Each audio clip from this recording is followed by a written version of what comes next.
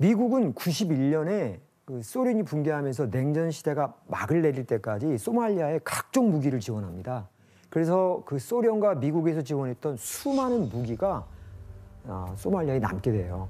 근데 한편 그 전쟁에서 진 시아드 바레의 독재는요, 갈수록 더욱 심각해졌어요.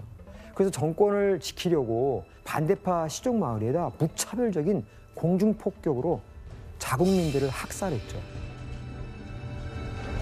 그래서 여기에서 한 지역에 약 5만 명 이상이 학살된 그런 통계 보고가 있습니다. 그런데 이런 상황에서 소말리아에 또 한 번의 쿠데타가 일어납니다. 또요? 네, 바로 영화 모가디슈의 상황인데요. 그동안 시아드 바레 대통령에게 이제 이렇게 불만을 가진 각 시족 군벌들이 똘똘 뭉쳐 들고 일어난 겁니다. 바레를 반대하는 세력들이 들어온 거죠. 그렇죠. 이때 여러 군벌을 통합한 장군이 있었는데요.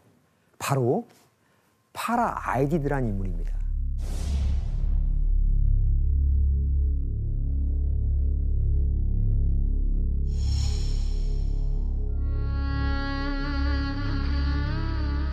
annagu dadka naga xaqudirirkaa kuma lihin lid daarood waxaanu lid ku nahay oo la diriraynaa yacabka maxamed siyaad bare iyo inta la safan.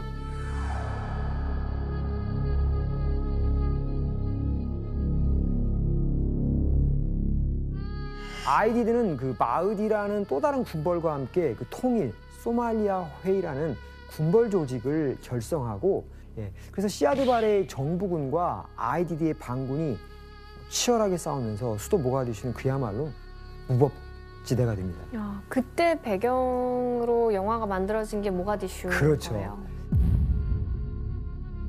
I, General Aidid of the United Somali Congress. Capital of Somalia.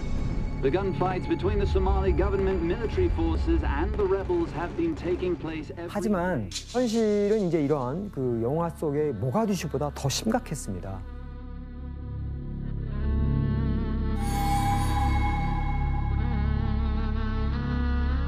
저 정식 군인들이 아니라는 거 아니에요? 그냥. 그죠, 민병대인 거죠, 민병대.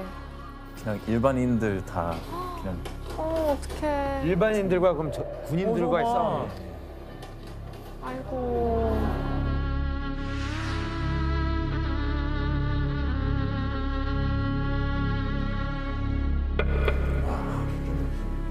저 갔을 때 소말리아 내전 때 얘기를 많이 해요. 그러니까 시체들을 다 못 묻어가지고 되게 얕게 다 묻었대요.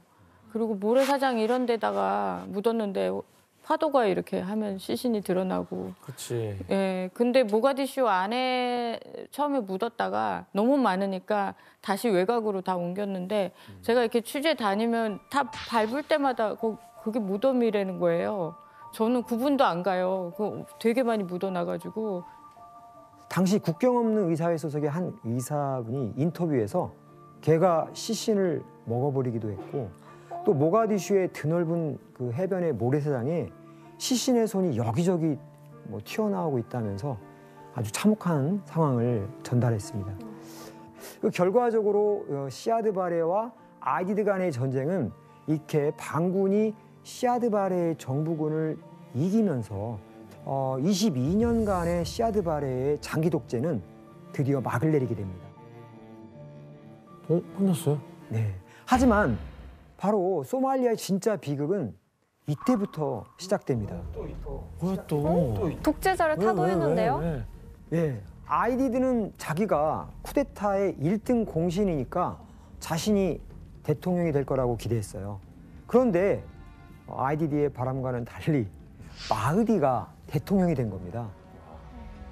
아이디드가 가만 안 뒀을 것 같아요. 예. 사실 이때부터 이제 아이디드와 마으디 이 두 세력 간에 엄청난 치열한 싸움이 벌어집니다. 왜 매년 반복되는지 알 것 같아요. 이게 시족들 때문에 그러네. 끊임없는 아이템이 나와요. 네, 싸울 명분은 그리고 이 두 파벌 외에도 소말리아 전국 곳곳에서 다양한 그 시족 중심으로 결집한 수많은 군벌, 민병대들이 계속 들고 일어나면서 모가디슈에서 시작된 내전이 소말리아 곳곳을 혼돈으로 몰아넣게 됐습니다. 소말리아 국민의 일상은 완전히 무너져 내려버린 것이죠.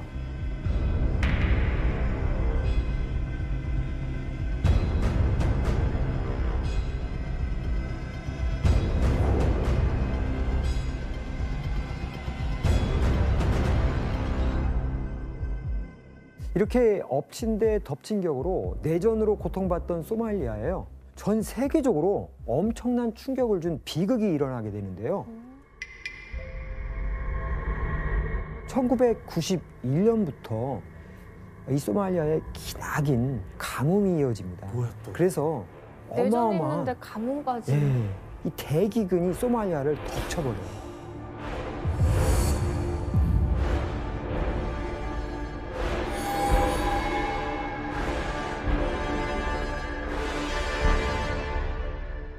이때 무려 30만여 명이 굶어 죽습니다. 그리고 인구의 절반이 넘는 450만여 명이 아사 직전에 놓이게 돼요.